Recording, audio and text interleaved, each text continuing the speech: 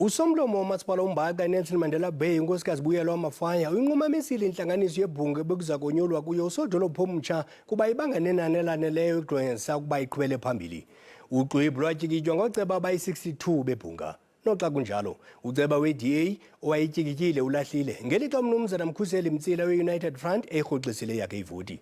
Ngooceba abayi-61 ekufuneka batyikitye uxhwebhu lokugunyazisa usomlomo ukuba abize intlanganiso yebhunga ekhethekileyo.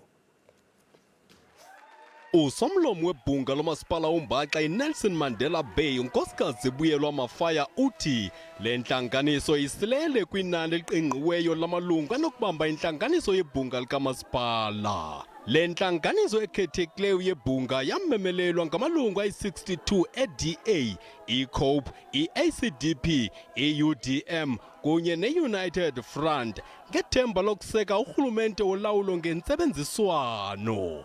Ingxoxo phakathi kwenkokeli ye-DA uJohn Steenhuisen kunye nomongameli we-UDM uNjengele Bantu Olomisa ziye zaxinga.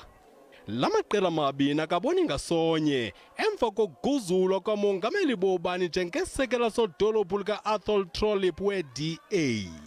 Inkokeli ye-DA ephondweni umnumzana Nqababhanga ugaqela isikhundla sikasodolophu.